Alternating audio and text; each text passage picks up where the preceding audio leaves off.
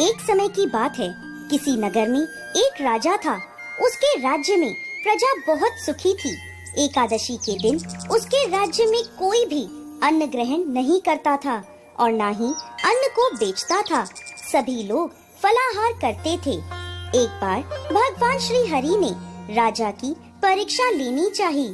तब भगवान श्री हरि एक सुंदर स्त्री का रूप धारण करके सड़क पर बैठ गए। जब राजा वहाँ से गुजरा तो उसने उस स्त्री को देखा। उसकी सुंदरता को देखकर राजा चकित रह गया। राजा ने उससे पूछा, हे सुंदरी, तुम कौन हो और इस तरह यहाँ बीच रास्ते में क्यों बैठी हो? तब सुंदर स्त्री बने भगवान बोले, मैं बेसहारा हूँ। इस दुनिया में मेरा कोई जानने वाला नहीं है। मैं किससे सहायता मांगू? राजा पहले ही उसके रूप पर मोहित हो चुका था, तो उसने उस सुंदरी से कहा, तुम मेरे साथ मेरे महल में चलो और मेरी रानी बनकर रहो। यह सुनकर वह सुंदरी बोली, मैं तुम्हारी बात मान लूंगी, पर तुम्हें इस राज्य का अधिकार मुझे सौंपना होगा। राज्य पर मेरा पूर्ण अधिकार होगा। मैं जो भी बनाऊंगी तुम्हें खाना होगा। राजा उसके रूप पर मोहित था, इसलिए उसने उस सुंदरी की सभी शर्तें स्वीकार कर लीं और उस सुंदरी को अपने महल में ले गया और उससे विवाह कर उसे रानी बना लिया। अगले ही दिन देव उठनी एकादशी थी। उस सुंदरी ने सभी को आदेश दिया कि बाजारों में बाकी दिनों की तरह अन्न बेचा जाए। उसने महल में मांसाहारी भोजन पकवाया तथा परोसकर राजा को खाने के लिए कहा। यह देखकर राजा बोला, रानी, आज देव उठनी एकादशी है, मैं तो केवल फलाहार करूँगा। तब उस सुंदरी ने अपनी शर्त राजा को याद दिलाई और कहा, ये खाना आपको खाना होगा, नहीं तो मैं बड़े राजकुमार का सर कटवा दूंगी। यह सुनकर राजा बहुत दुखी हुआ और उसने अपनी स्थिति अपनी बड़ी रानी से कही। तब बड़ी रानी बोली, महाराज, धर्म ना छोड़ें, बड़े राजकुमार की बलि दे दें, बेटा तो फिर मिल जाएगा, लेकिन धर्म नहीं मिलेगा। ऐसा कहकर बड़ी रानी रोने लगी। तभी बड़ा राजकुमार वहाँ आ गया। माँ की आँखों में आंसू देखकर राजकुमार ने अपनी माँ से रोने का कारण पूछा। तब बड़ी रानी ने राजकुमार को सारी बात बता दी। इस पर राजकुमार बोला, मैं सिर कटवाने के लिए तैयार हूँ। पिताजी के धर्म की रक्षा जरूर होगी। राजा दुखी मन से राजकुमार का सिर देने के लिए तैयार हो गया। तब उस सुंदर स्त्री के रूप में भगवान विष्णु ने प्रकट होकर असली बात बताई और कहा, हे राजन, तुम इस कठिन परीक्षा में उत्तीर्ण हुए हो। भगवान ने प्रसन्न मन से राजा को वर मांगने के लिए कहा। तब राजा बोला, हे प्रभु, हमारे पास आपका दिया सब कुछ है। आप हम पर अपना आशीर्वाद बनाए रखें और हमारा उद्धार करें। उसी समय वहाँ एक विमान उतरा। राजा ने बड़े राजकुमार को राज्य सौंप दिया और विमान में बैठकर परम धाम को चला गया। हे भगवान विष्णु, जैसे आपने राजा का उद्धार किया, उसी प्रकार इस कथा को सुनने वाले, पढ़ने वाले, हुंकारा भरने वाले सभी पर कृपा करना। जय श्री हरि विष्णु। आप सभी के समक्ष ग्यारस माता की कहानी प्रस्तुत कर रही हूँ। आइए शुरू करते हैं। एक बार एक राजा की दो बेटियां थी। छोटी बेटी एकादशी माता का व्रत किया करती थी। हर कोई छोटी बेटी की ही प्रशंसा करता था और बड़ी बहन छोटी बहन से ईर्ष्या करती थी। एक बार पड़ोसी राजा का बेटा बड़ी बेटी को देखने आया, लेकिन उसे बड़ी की जगह छोटी बेटी पसंद आ गई। राजा की बड़ी बेटी अब छोटी बहन से और भी अधिक ईर्ष्या करने लगी। इस ईर्ष्या के चलते वह तरह तरह से अपनी बहन को मारने की कोशिश किया करती थी। एक बार वह लड्डू में जहर मिलाकर अपनी छोटी बहन को खिलाने की कोशिश करती है और एक बार मटके में जहरीला सांप रखकर अपनी छोटी बहन के कमरे में रख देती है। एक बार वह अपनी छोटी बहन को पनघट पर पानी भरने के लिए ले जाती है और धोखे से कुएं में धक्का दे देती है, पर हर बार ग्यारस माता उसे बचा लेती है, क्योंकि वह ग्यारस माता की परम भक्त थी। बड़ी बहन बहुत परेशान हो गई कि यह तो किसी भी तरह नहीं मरती।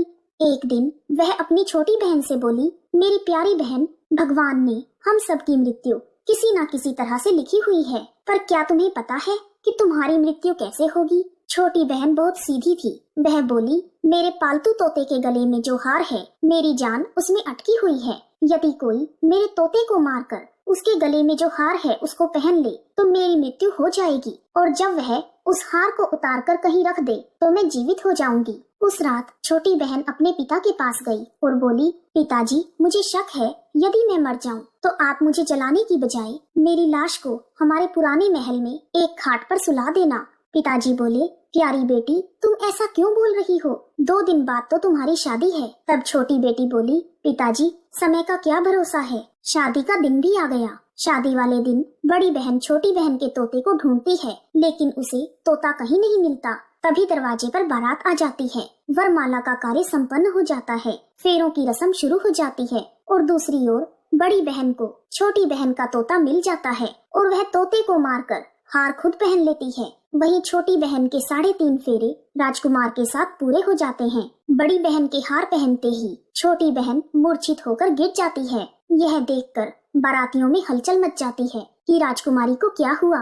सब डर जाते हैं। तब राजा हकीम को बुलवाते हैं। छोटी राजकुमारी को महल में ले जाकर लिटा दिया जाता है। वेद हकीम राजा से कहते हैं कि हमने यह पहली बार देखा है कि राजकुमारी ना तो मरी है और ना ही जीवित है, यह तो एक जिंदा लाश के समान है। हकीम की बात सुनकर राजा परेशान हो जाते हैं। फिर वह उनसे कहते हैं कि आप बाहर जाकर बोलें कि राजकुमारी बेहोश है, थोड़ी देर में ठीक हो जाएगी। यदि आप ऐसा नहीं करोगे तो मैं आपको मृत्यु दंड दूंगा। हकीम राजा के कहे अनुसार बाहर जाकर ऐसा ही बोल देते हैं। तभी बड़ी बेटी वहां आ जाती है और अपने पिताजी से कहती है, पिताजी, मुझे छोटी बहन के मरने का बहुत दुख है, और उससे भी ज्यादा दुख इस बात का है कि बारात के वापस चले जाने से आपकी बहुत बदनामी होगी। आप मेरी शादी राजकुमार के साथ करवा दो, इससे बारात वापस नहीं जाएगी और आपकी इज्जत भी रह जाएगी। राजा को अपनी बड़ी बेटी की बात सही लगी। फिर बड़ी बेटी को छोटी बेटी के कपड़े पहनाकर फेरों में बिठा दिया जाता है, परंतु राजकुमार मना कर देते हैं कि यह मेरी पत्नी नहीं है।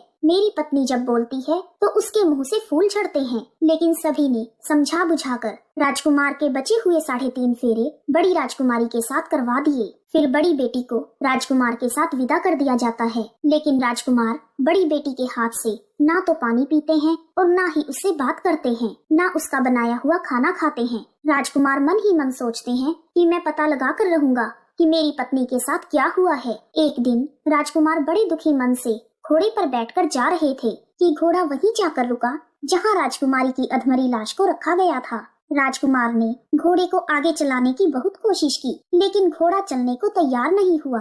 फिर राजकुमार ने सोचा कि घोड़ा यहाँ क्यों रुक गया है, कोई तो वजह है, कोई तो वजह जरूर है कि घोड़ा यहाँ से जा नहीं रहा। तब राजकुमार घोड़े से उतरकर पास में बने हुए एक पुराने महल में गए। वहाँ पर एक चौकीदार था। राजकुमार ने चौकीदार से पूछा, यह किसका महल है? तब चौकीदार ने बताया, यह राजा का पुराना महल है। तब राजकुमार समझ गए कि यह महल तो उनके ससुर जी का है। तभी राजकुमार ने वहीं खाट पर किसी को सोते हुए देखा और उसकी ओर इशारा करते हुए बोले, यहाँ कौन सो रहा है? तब चौकीदार ने कहा, यह राजा की छोटी बेटी है जो विवाह के दिन बेहोश हो गई थी। तब राजकुमार बोले, यह तो मेरी पत्नी है जिसके साथ मैंने 3.5 फेरे लिए थे। तब राजकुमार ने चौकीदार से कहा, मेरे यहाँ आने के बारे में तुम किसी को मत बताना, मैं तुम्हें बहुत धन दूंगा। चौकीदार मान गया। फिर राजकुमार महल के अंदर खाट के पास गया और बचे हुए 3.5 फेरे उसने खाट के साथ लिए और वह पूरा दिन रानी की खाट के पास बैठा रहा। जब रात हुई तो छोटी रानी जीवित हो गई और उसने अपने पति को देखा। अपने पति को देखकर वह रोने लगी। तब राजकुमार ने पूछा, तुम विवाह के दिन बेहोश हो गई, तब तुम्हारे पिता ने मेरी शादी तुम्हारी बड़ी बहन से तो करवा दी, परंतु मैंने तुम्हारी बड़ी बहन को स्वीकार नहीं किया। तुम मुझे पूरी बात बताओ कि तुम बेहोश कैसे हुई और अब रात के समय तुम जीवित हो गई, इसके पीछे क्या राज है? तब छोटी बेटी ने अपने पति को तोते और हार वाली सारी बात बताई और यह भी बताया कि मैंने अपनी बड़ी बहन को तोते के गले में पड़े हुए हार के बारे में बताया था। मेरी बहन मुझसे बहुत ईर्ष्या करती थी। उसने कई बार मुझे मारने की कोशिश भी की, पर ग्यारस माता ने मुझे हर बार बचा लिया। मेरे पालतू तोते के गले में जो हार था वह मेरी बड़ी बहन दिन में पहन लेती है और रात को उतार देती है, इसलिए मैं सारा दिन मूर्छित रहती हूँ और रात में जीवित हो जाती हूँ। यदि वह हार मुझे वापस मिल जाए तो मैं हमेशा के लिए जीवित हो जाऊंगी। यह सब सुनकर राजकुमार बहुत हैरान हुआ और बोला, कोई बहन भी ऐसा कर सकती है? यह सब सुनने के बाद राजकुमार पूरा दिन वहीं रहने लगा। बड़ी रानी ने दासियों को भेजकर पता लगाना चाहा कि आजकल राजकुमार दिन रात कहाँ रहते हैं, परंतु किसी को कुछ ना पता चला। उधर छोटी रानी गर्भवती हो गई। एक दिन छोटी रानी ने राजकुमार से कहा, मुझे चाहे बेटा हो या बेटी हो, पर वह रात में ही हो, दिन में तो मैं मूर्छित रहती हूँ। एक दिन राजकुमार को किसी काम से बाहर जाना पड़ा। उसी दिन राजकुमारी को प्रसव पीड़ा हो गई। उसने ग्यारस माता को याद किया। तब स्वयं ग्यारस माता ने आकर उसका प्रसव किया। राजकुमारी ने एक सुंदर पुत्र को जन्म दिया। तभी वहाँ पर राजकुमार आ गए। राजकुमार ने भी ग्यारस माता के दर्शन किए। ग्यारस माता बोली, यह मेरी परम भक्त है, तुम इसका सदा ख्याल रखना, और जब तुम्हारा पुत्र 5 वर्ष का हो जाए तो इसका हार इसे लाकर पहना देना। देखते ही देखते कुंवर 5 वर्ष का हो गया। एक दिन राजकुमार को किसी काम से शहर जाना पड़ा। जाते हुए उसने कुंवर से कहा, हे पुत्र, तुम अपनी माँ की खाट के पास ही रहना, मैं जल्दी ही काम निपटा कर आता हूँ। तब बड़ी रानी के दास-दासियों ने राजकुमार को पुराने महल से निकलते हुए देख लिया और उन्होंने कुंवर को वहाँ से उठवा लिया। फिर कुंवर के 2 टुकड़े कर दिए। एक टुकड़ा उन्होंने चक्की के नीचे और दूसरा टुकड़ा अपने पलंग के नीचे रख लिया। छोटी रानी कुंवर को वहाँ ना देखकर ग्यारस माता को याद करती है और ग्यारस माता भिखारिन के रूप में बड़ी रानी के महल में जाती हैं। तब बड़ी रानी अपनी दासियों को भिक्षा देने के लिए भेज देती है, परंतु ग्यारस माता कहती है, मैं तो तुम्हारी रानी के हाथ से ही भिक्षा लूंगी। दासियां यह बात बताने जब बड़ी रानी के पास जाती हैं, तब ग्यारस माता बिल्ली के रूप में महल के अंदर आ जाती हैं और कुंवर के टुकड़ों को जोड़कर उनमें प्राणों का संचार कर देती हैं। फिर वह कुंवर को लेकर पुराने महल चली जाती हैं। छोटी रानी अपने पुत्र को देखकर बहुत खुश हो जाती है। एक दिन राजकुमार कुंवर को